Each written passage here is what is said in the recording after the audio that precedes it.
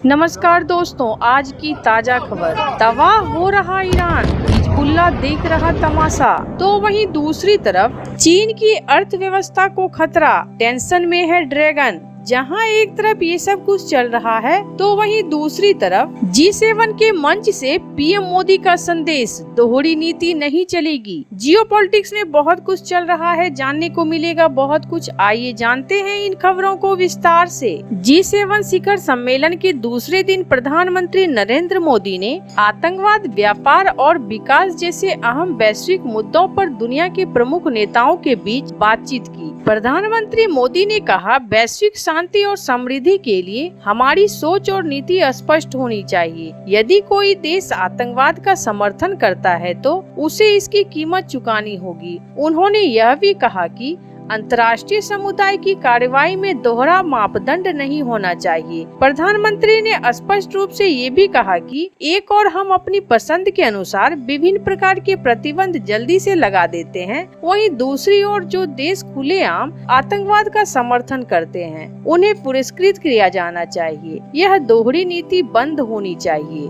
विदेश मंत्रालय के प्रवक्ता रणधीर जायसवाल ने एक्स पर जानकारी देते हुए कहा, प्रधानमंत्री ने आतंकवाद के खिलाफ भारत के रुख को दोहराया और पहलगाम में हुए जघन्य आतंकी हमले की निंदा करने के लिए नेताओं का आभार जताया। उन्होंने आतंकवाद को बढ़ावा देने और समर्थन देने वाले के खिलाफ सख्त वैश्विक कार्रवाई की आवश्यकता पर जोर दिया है।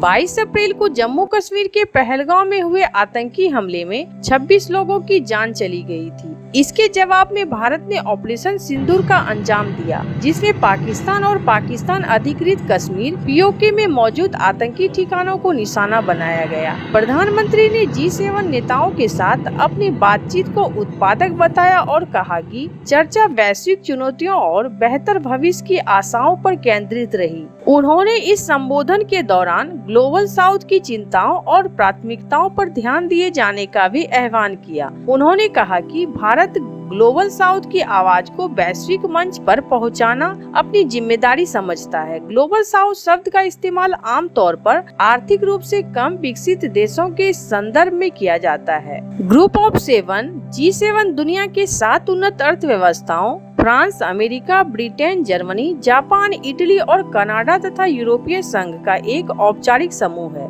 इसके सदस्य वैश्विक आर्थिक और भू राजनीतिक मुद्दों पर चर्चा करने के लिए हर साल G7 शिखर सम्मेलन में मिलते हैं। भारत और कनाडा के बीच कुछ समय से चले आ रहे राजनयिक तनाव को समाप्त करने की दिशा में भी एक सकारात्मक पहल हुई। दोनों देशों ने एक नए उच्चायुक्तों की नियुक्ति पर सहमति जताई, जिससे वीजा, वाणिज्य और अन्य सेवाएं सामान्य हो सकेगी।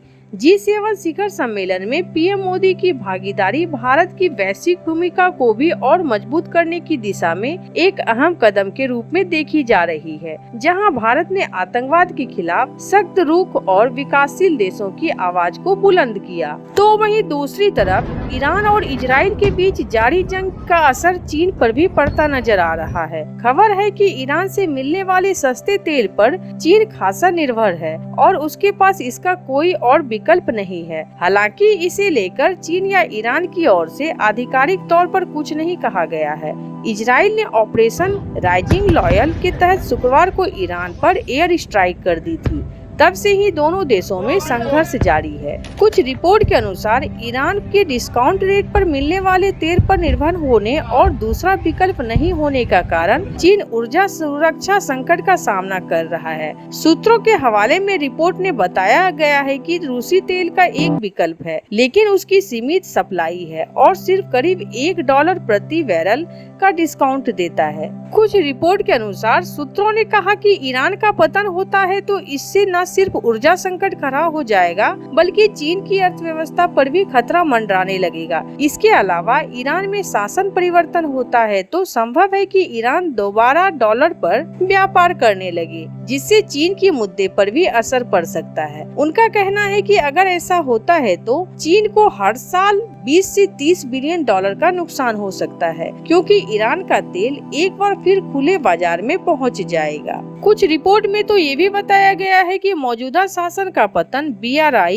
यानी बेल्ट एंड रोड इनिशिएटिव के तहत ईरान और मध्य एशिया की चीन की भी डील को भी नुकसान होगा। उन्होंने बताया कि ईरान पर पश्चिमी देशों की पाबंदियां हैं, जिसके चलते चीन के पास मोल भाव करने की शक्तियां हैं और वह ईरानी तेल का बड़ा खरीदार है। इस दुविधा को खत्म होने और डिस्काउंट रेट पर तेल नहीं मिलने का खास असर टीपॉट रिफाइनरी पर होगा। उन्होंने बताया कि अगर ये डिस्काउंट खत्म होता है तो ऐसी 40% रिफाइनरी बंद हो जाएगी, जिसके चलते नौकरियां जाना और ईंधन की कमी जैसे हालात पैदा हो सकते हैं।